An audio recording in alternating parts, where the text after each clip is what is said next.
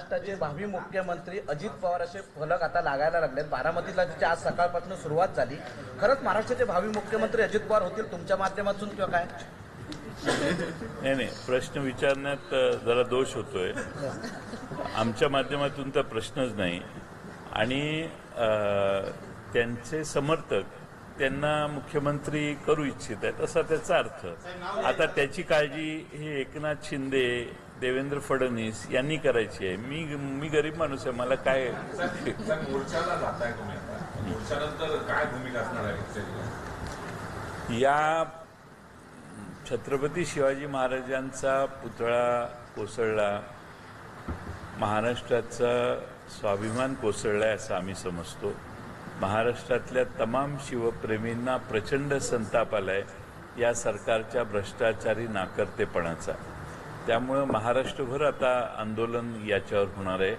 महाराष्ट्रभर शिवप्रेमी एकत्रित येतील आणि या सरकारचा निषेध करतील। सरकारने महाराष्ट्रातल्या जनतेची माफी मागितली पाहिजे, नैतिक जबाबदारी सरकारने स्वीकारली पाहिजे आणि त्यासाठी सरकार मोकळ्या मनाने पुढे आलं पाहिजे आणि महाराष्ट्रातली जनता या सरकारला त्यांचं प्रायश्चित्ताचं माप त्या सरकारच्या पदरात घालेल असा आमचा विश्वास आहे। जवळजवळ कोट्यावधी रुपये खर्च केला, 3 ते 4 हेलिपॅड बांधली, ती आज हेलिपॅड नाही।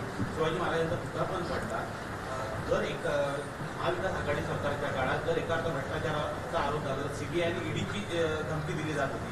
आज एवढा 300-400 कोटीचा हा सगळा घोटाळा आहे पंतप्रधान नरेंद्र मोदींच्या दौऱ्यातला, त्याच्याबाबत तुम्ही काय मागणी करणार आहात का? पंतप्रधान नरेंद्र मोदींचा हा दौरा, काल परवा जळगावला झालेला दौरा, प्रचंड सरकारी पैसे खर्च होत आहेत। म्हणजे महाराष्ट्रातल्या जनतेनं अजूनपर्यंत कधी असा अनुभव घेतलेला नाही। 8-8, 10-10, 15-15, 20-20 कोटी रुपये एकेका दौऱ्यावर खर्च केले जातात। सरकारच्या तिजोरीतून पैसे खर्च होतात।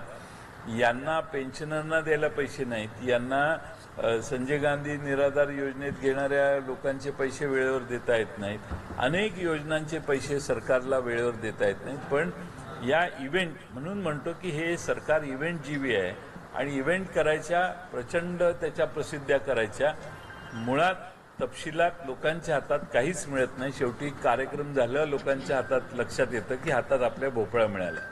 त्यामुळं या सरकारविषयीच राग आहे आणि हे सरकार वारंवार अशा इव्हेंट करत आलेलं आहे। इथला कार्यक्रमही त्याचाच तो भाग होता, जो अनेक ठिकाणी आपल्या महाराष्ट्रातल्या, आता ते लाडकी बहीण योजना, त्याचे कार्यक्रम सध्या वेगळे सरकारकडून चालू आहेत। अरे तुम्ही दिले ना, त्या महिलांना जाऊ देत ना पैसे, त्याच्या आधीच यांच्या चर्चा आणि जाहिराती आणि कार्यक्रम चालू आहेत। म्हणजे सामान्य जनतेशी काही देणं घेणं नाही। सरकारी पक्षाने आता प्रचार चालू आहे महाराष्ट्रात।